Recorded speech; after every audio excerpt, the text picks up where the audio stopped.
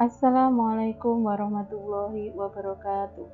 Jalan-jalan ke kota tua, pulangnya bawa buah semangka. Bagaimana kabar Anda semua? Semoga sehat jiwa dan raga. Indonesia negeri kaya raya, keanekaragaman budaya jadi primadona. Marilah belajar ragam bahasa agar menjadi pribadi bijaksana. Pertemuan kali ini kita akan membahas ragam bahasa Indonesia. Setelah memahami materi ini, diharapkan Anda dapat memilih variasi bahasa yang tepat sesuai dengan tujuan komunikasi.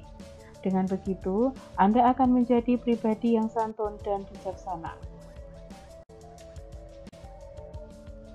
Kita pahami terlebih dahulu pengertian ragam bahasa. Bergman menjelaskan, ragam bahasa adalah variasi bahasa menurut pemakaian yang berbeda-beda, berdasarkan topik yang dibicarakan, hubungan pembicara, kawan bicara, orang yang dibicarakan, serta media pembicara. Sehubungan dengan pemakaian bahasa Indonesia, timbul dua masalah pokok, yaitu masalah penggunaan bahasa baku dan tak baku. Dalam situasi resmi seperti di sekolah, kantor, atau di dalam pertemuan resmi digunakan bahasa baku. Sebaliknya, dalam situasi tidak resmi seperti di rumah, di taman, atau di pasar, kita dituntut menggunakan bahasa tidak baku. Dendi Sugono 1999. Suatu ragam bahasa, terutama ragam bahasa jurnalistik dan hukum, tidak tertutup kemungkinan untuk menggunakan bentuk kosakata ragam bahasa baku, agar dapat menjadi anutan bagi masyarakat pengguna bahasa Indonesia. Dalam hal ini, hal yang perlu diperhatikan adalah kaidah tentang norma yang berlaku yang berkaitan dengan latar belakang pembicaraan atau situasi pembicaraan, pelaku pembicara, dan topik pembicaraan. Berdasarkan pendapat ahli di atas, dapat disimpulkan ragam bahasa adalah variasi dalam pemakaian bahasa yang ditentukan berdasarkan perbedaan penutur, media, situasi, dan bidang. Penyebab terjadinya ragam bahasa. Ragam bahasa timbul seiring dengan timbulnya perubahan di dalam masyarakat. Perubahan itu berupa variasi-variasi bahasa yang dipakai sesuai keperluannya. Oleh karena banyaknya variasi yang muncul, perlu adanya mekanisme untuk memilih variasi tertentu yang cocok untuk keperluan tertentu, yang disebut ragam standar. Ada beberapa faktor sebagai penyebab timbulnya ragam bahasa yang ada di Indonesia. Yang pertama, faktor budaya. Setiap daerah mempunyai perbedaan kultur atau daerah hidup yang berbeda, seperti wilayah Jawa dan Papua, serta beberapa wilayah Indonesia lainnya. Yang kedua, faktor sejarah. Setiap daerah mempunyai kebiasaan atau adat istiadat dan bahasa nenek moyang sendiri-sendiri, dan berbeda-beda antara daerah satu dengan daerah lainnya. Yang ketiga, faktor perbedaan demografi. Setiap daerah memiliki dataran yang berbeda, seperti wilayah di daerah pantai pegunungan. Biasanya menggunakan bahasa yang singkat, jelas, dan dengan intonasi volume suara yang besar dan tinggi. Hal itu disebabkan oleh lokasi tempat tinggal mereka yang berjauhan. Berbeda halnya dengan daerah permukiman padat penduduk yang menggunakan bahasa lisan panjang lebar disebabkan oleh lokasinya yang saling berdekatan dengan intonasi volume suara yang kecil. Selain faktor tersebut, ragam bahasa juga terjadi karena perkembangan zaman. Di samping perbedaan cara penyampaiannya atau logat bahasanya. Ragam bahasa berdasarkan media atau sarananya diklasifikasikan menjadi ragam lisan dan ragam tulis. Berdasarkan penuturnya diklasifikasikan menjadi ragam dialek, ragam terpelajar, ragam resmi, dan ragam tidak resmi. Berdasarkan pokok persoalannya, diklasifikasikan menjadi ragam jurnalistik, ragam hukum, ragam niaga, ragam sastra, dan sebagainya. Pada slide selanjutnya akan dijelaskan jenis ragam tersebut satu persatu. Ragam lisan. Ragam bahasa lisan adalah suatu ragam bahasa yang dihasilkan oleh alat ucap atau organ of speech. Dalam ragam lisan ini, seorang pembicara harus memperhatikan beberapa hal, seperti tata bahasa, kosakata, dan lafal dalam pengucapannya. Selain itu, dia harus mengatur tinggi rendah suara atau tekanan yang dikeluarkan, mimik atau ekspresi muka yang ditunjukkan, serta gerak tangan atau isyarat untuk mengungkapkan ide sang pembicara. Misalkan, dalam gambar tersebut, penggunaan isyarat berupa mengangkat jari telunjuk dalam ragam bahasa lisan. Pada gambar itu, mengandung makna. Dalam sebuah kampanye, seorang pembicara meminta audien atau lawan bicara untuk memilih dirinya dalam pemilu dengan nomor urut 1. Berbeda lagi ketika yang bersangkutan mengangkat kepala tangan, yang berarti memicu semangat audien. Jadi, isyarat dalam ragam lisan mengandung makna tertentu. Ragam tulis. Ragam bahasa tulis adalah bahasa yang dihasilkan dengan memanfaatkan tulisan dengan huruf sebagai unsur dasarnya. Dalam ragam bahasa tulis, penulis atau orang yang menulis harus memperhatikan beberapa hal, seperti tata cara penulisan atau ejaan, tata bahasa, dan pemilihan kosakata. Dalam menulis, penulis dituntut untuk tepat dalam pemilihan unsur tata bahasa, seperti bentuk kata, susunan kalimat, pilihan kata, kebenaran penggunaan ejaan, dan juga penggunaan tanda baca dalam mengungkapkan ide kita. Misalkan, istri camat baru menghadiri pelantikan pengurus PKK.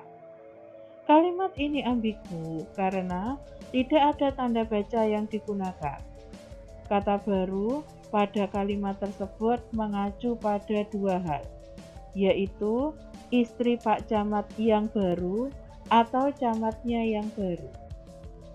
Agar menjadi kalimat efektif, kalimat tersebut harus diubah yang pertama. Istri camat yang baru menghadiri pelantikan pengurus PKK.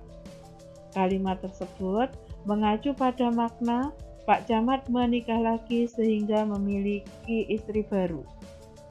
Yang kedua, istri camat baru, Herdiana, menghadiri pelantikan pengurus PKK.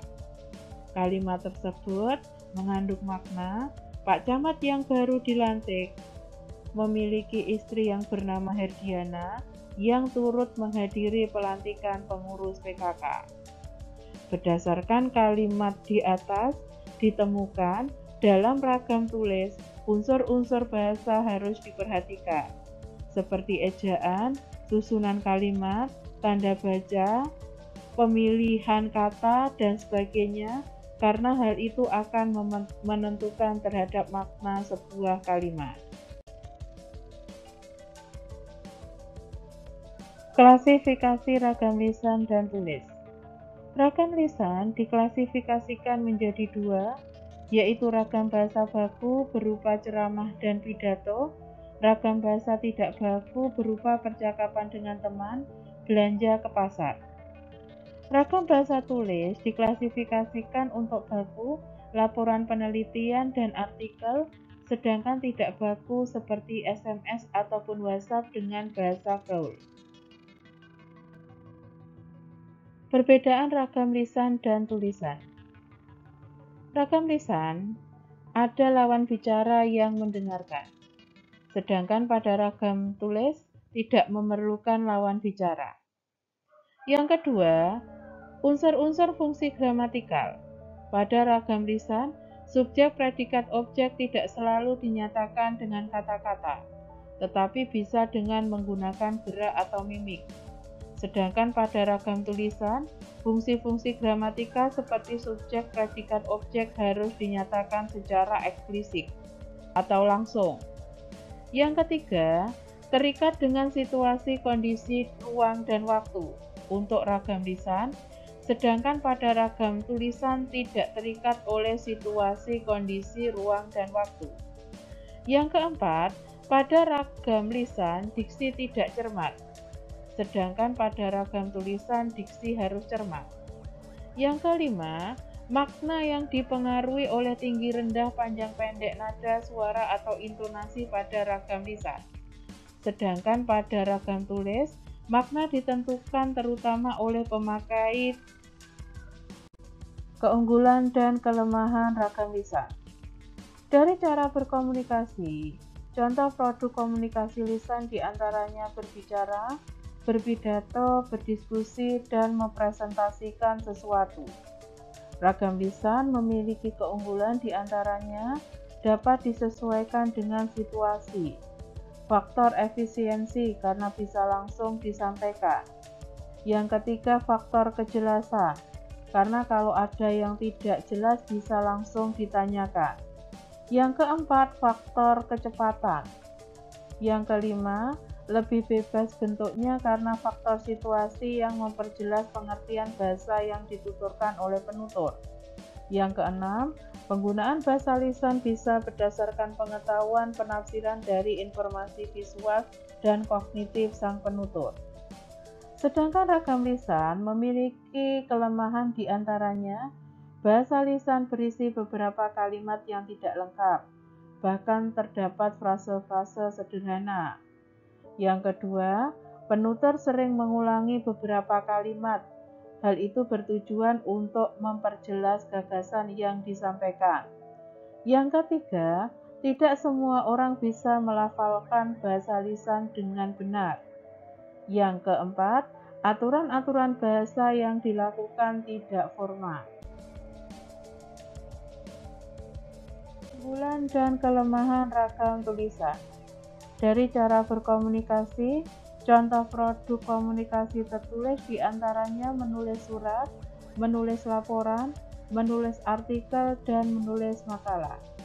Ragam tulis atau tulisan memiliki keunggulan diantaranya, informasi yang disajikan bisa dipilih penulis untuk dikemas menjadi media atau materi yang lebih menarik dan menyenangkan, karena ada proses penyuntingan. Yang kedua, umumnya memiliki kedekatan antara budaya dengan kehidupan masyarakatnya. Yang ketiga, sebagai sarana memperkaya kosakata. Yang keempat, dapat digunakan menyampaikan maksud atau tujuan, memberikan informasi, dan dapat mengungkap unsur-unsur emosi sehingga mampu meningkatkan wawasan si pembaca. Sedangkan ragam wacana tulis memiliki kelemahan diantaranya, alat atau sarana yang dapat memperjelas pengertian seperti bahasa lisan tidak ada. Akibatnya, bahasa tulis pun harus disusun secara lebih sempurna. Kalau memungkinkan, dimuat informasi sejelas-jelasnya atau sedetail-detailnya. Yang kedua, tidak mampu menyajikan berita secara lugas dan jujur, karena ada proses penyuntingan sehingga memungkinkan penulis untuk mengurangi ataupun menambahkan ide dari tulisan yang sudah dibuat sebelumnya. Yang ketiga, hal yang tidak ada dalam bahasa tulis pun tidak dapat diperjelas, karena kalau di dalam bahasa lisan, isyarat, mimik, ekspresi sangat berpengaruh terhadap makna yang akan ditangkap, kalau di dalam bahasa tulis tidak demikian. Untuk membedakan ragam lisan dan tulis, perhatikan contoh ragam lisan berikut. Rawangmangun, Pak. Bu, bayam berapa? Bakso 1. Tuturan di atas meski tidak lengkap, tetapi mitra tutur dapat memahami apa yang dikehendaki penutur. Pada tuturan pertama, penutur meminta diantarkan ke terminal Rawamangun. Sedangkan tuturan kedua, penutur mau membeli bayam dan menanyakan harganya. Pada tuturan ketiga, penutur mau membeli bakso 1 porsi. Penutur tidak mungkin menyampaikan ujaran seperti berikut ini. Bapak, saya mau pergi ke terminal Rawamangun. Apakah Bapak sopir bersedia mengantar saya ke Terminal Rawamangun dan berapa ongkosnya? Ibu, saya mau membeli bayam 1 ikat. Harganya berapa? Bapak, saya mau beli bakso 1 porsi. Ujaran-ujaran di atas sesuai untuk ragam bahasa tulis karena unsur gramatikalnya lengkap. Hal yang tidak harus ada dalam ragam lisan karena terdapat konteks situasi yang turut andil memudahkan pemahaman sebuah tuturan. Misalnya, ketika kita akan membeli bakso, kita cukup mengatakan bakso tanpa mengatakan, Bapak, saya mau membeli bakso. Hal inilah yang membedakan antara bahasa lisan dan bahasa tulis. Dilihat dari kelengkapan unsur-unsur kalimat secara gramatikal. Ragam bahasa berdasarkan penuturnya. Yang pertama, ragam dialek. Ragam dialek adalah variasi bahasa yang berbeda-beda menurut pemakai. Variasi bahasa yang dipakai oleh kelompok bangsawan di tempat tertentu. Dalam istilah lama disebut logat. Logat bahasa Indonesia orang Jawa tampak pada pelafalan B pada posisi nama-nama kota seperti Bandung, Bali, Bogor, atau realisasi pelafalan kata seperti pendidikan, tabrakan, kenaikan, dan gerakan. Logat orang Betawi berbeda lagi. Mereka melafalkan A pada bagian akhir kata dengan E, AP, kite, ade, aje, bagaimana. Yang kedua, ragam terpelajar. Tingkat pendidikan penutur bahasa Indonesia juga mewarnai penggunaan bahasa Indonesia. Bahasa Indonesia yang digunakan oleh kelompok penutur berpendidikan tampak jelas perbedaannya dengan yang digunakan oleh kelompok penutur yang tidak berpendidikan, terutama dalam pelafalan kata yang berasal dari bahasa asing, seperti pada tabel berikut. Video, video, film dengan film, kompleks dengan kompleks, fajar dengan fajar, vitamin dengan vitamin. Yang ketiga, ragam resmi. Ragam resmi adalah bahasa yang digunakan dalam situasi resmi, seperti pertemuan-pertemuan, peraturan-peraturan, dan perundang-undangan. Ciri-ciri ragam bahasa resmi sebagai berikut. Menggunakan unsur gramatikal secara eksplisit dan konsisten. Menggunakan imbuhan secara lengkap, menggunakan kata baku, menggunakan ejaan bahasa Indonesia, dan menghindari unsur kedaerahan. Yang keempat, ragam tidak resmi. Ragam tidak resmi adalah ragam bahasa yang digunakan dalam situasi tidak resmi, seperti dalam pergaulan atau percakapan pribadi. Ciri-ciri ragam bahasa tidak resmi kebalikan dari ragam resmi. Ragam bahasa resmi atau tidak resmi ditentukan oleh tingkat keformalan bahasa yang digunakan. Semakin tinggi tingkat kebakuan suatu bahasa, berarti semakin resmi bahasa yang digunakan. Sebaliknya, semakin rendah tingkat keformalannya, semakin rendah tingkat kebakuan bahasa yang digunakan. Misalkan, Anda mau mengajak teman Anda ke kantin. Tidak mungkin Anda akan mengatakan, bersediakah kamu makan di kantin bersamaku? Atau maukah engkau makan di kantin denganku? Bandingkan dengan ini, makan di kantin yuk. Tuturan di atas menandakan keformalan suatu bahasa ditentukan oleh kebakuan bahasa yang digunakan. Tuturan-tuturan tersebut termasuk ragam tidak resmi, sehingga tidak mengharuskan menggunakan bahasa baku. Untuk membandingkan tingkat keformalan sebuah tuturan, silakan Anda perhatikan dua petikan pidato berikut ini. Yang pertama, laporan Menteri Pendidikan dan Kebudayaan kepada Presiden Republik Indonesia pada upacara pembukaan Kongres Bahasa Indonesia 5 di Jakarta 28 Oktober 1988. Isi pidatonya berikut ini, silahkan Anda baca. Yang kedua, pidato resepsi pernikahan. Isi pidatonya berikut ini, silahkan Anda percermati. Berdasarkan dari dua bentuk pidato di atas, ditemukan bahwa pidato pertama sifatnya lebih formal dibandingkan dengan yang kedua. karena terjadinya pada acara resmi kenegaraan yang menuntut penggunaan bahasa baku. Hal yang berbeda dengan yang kedua, yang hanya sifatnya tidak harus formal, bahkan semi formal pun diperbolehkan. Ragam bahasa berdasarkan pokok persoalan. Yang pertama, ragam jurnalistik. Bahasa jurnalistik adalah ragam bahasa yang dipergunakan oleh dunia pers atau media massa. Bahasa jurnalistik menyajikan fakta secara utuh dan objektif. Untuk menjamin objektivitas berita, penyaji perlu memperhatikan seperti tidak menambah atau mengurangi fakta yang disajikan, tidak mengubah fakta berdasarkan pendapat penyaji, tidak menambah tanggapan pribadi, tidak memihak kepada siapapun, dan tidak menggunakan perasaan suka atau tidak suka. Yang kedua, ragam bahasa. Ragam ini mengutamakan unsur-unsur keindahan seni. Penulis cenderung menekankan gaya pengungkapan simbolik dengan memadukan unsur intrinsik dan ekstrinsik, misalnya dalam puisi, cerpen, dan novel. Untuk memperbesar efek penuturan, dikerahkan segala kemampuan yang ada pada bahasa, seperti bunyi, asosiasi, tekanan, suara, panjang pendek suara, persesuaian bunyi kata, sajak, asonansi, posisi kata, ulangan kata, kalimat yang bertujuan untuk mempertinggi efek keindahan. Misalnya bahasa puisi, tentu berbeda dengan bahasa dalam karangan umum. Yang ketiga, ragam politik dan hukum.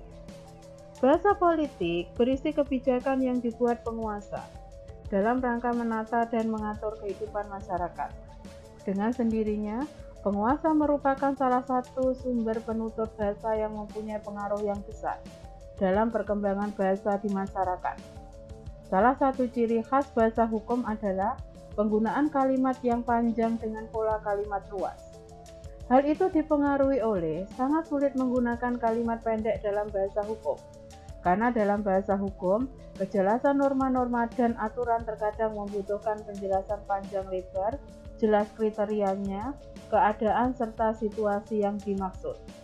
Berdasarkan penjelasan di atas, terlihat dengan jelas bahwa masing-masing ragam memiliki karakteristik bahasa yang berbeda. Antara ragam jurnalistik, sastra, politik, dan hukum memiliki karakteristik bahasa yang berbeda pula. Bagaimanakah berbahasa Indonesia yang baik? Berbahasa yang baik adalah berbahasa yang menyesuaikan tempat terjadinya kontak bahasa, sesuai dengan siapa lawan bicara, dan sesuai dengan topik pembicaraan. Tidak selalu beragam baku. Dalam transaksi jual-beli pada slide sebelumnya sudah dijelaskan, kita akan cenderung menggunakan bentuk tidak baku atau tidak resmi. Misalkan ketika kita akan membeli bayam, kita cukup mengatakan Bu bayam atau berapa Bu bayamnya tanpa mengatakan Bu saya mau membeli bayam atau berapakah harga bayam satu ikat. Yang berikutnya, pemanfaatan ragam yang tepat dan serasi menurut golongan penutur dan jenis pemakaiannya. Misalkan, dalam hal ini, peran bahasa daerah dapat menjadi sebagai penghalus bahasa. Contoh, rencana mau tindak ke Jakarta kapan, Pak? Pemakaian kata tindak pada tuturan tersebut bermakna pergi, bertujuan untuk menghaluskan kata dan menghormati orang yang diajak bicara. Penyebabnya antara lain karena orang yang diajak bicara tersebut usianya sudah lebih tua, atau karena alasan posisi jabatan. Dalam hal ini, berbahasa yang baik erat kaitannya dengan penggunaan bahasa sesuai dengan konteks situasi terjadinya komunikasi. Bagaimanakah berbahasa Indonesia yang benar? Berbahasa Indonesia yang benar sesuai dengan kaidah berlaku dalam bahasa Indonesia. Pemakaian bahasa yang mengikuti kaidah yang dibakukan atau dianggap baku, itulah merupakan bahasa yang benar. Jadi, untuk menentukan benar atau tidaknya sebuah bahasa, ditentukan berdasarkan tata bahasa yang digunakan. Jika tata bahasa yang digunakan sesuai dengan kaidah, maka bahasa tersebut dikatakan bahasa yang benar. Bagaimanakah berbahasa Indonesia yang baik dan benar? Berbahasa Indonesia yang baik dan benar ditentukan berdasarkan pemakaian ragam bahasa yang serasi dengan sasarannya dan yang mengikuti kaidah bahasa yang benar. Bahasa yang baik belum tentu bahasa yang benar. Begitupun juga sebaliknya. Bahasa yang baik memperhatikan konteks situasi terjadinya sebuah komunikasi, yang itu erat kaitannya dengan norma-norma kesopanan. Ketika kita berbicara dengan orang yang lebih tua, tidak akan sama ketika kita berbicara dengan teman sebaya.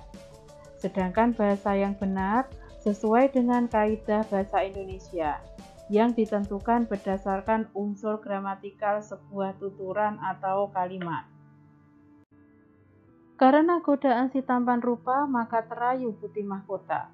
Mohon maaf jika ada salah kata yang mungkin itu mengusik jiwa. Jalan-jalan ke Singapura, beli sepatu dan pakaian. Jangan malu untuk bertanya jika ada materi yang masih membingungkan. Terima kasih. Wassalamualaikum warahmatullahi wabarakatuh.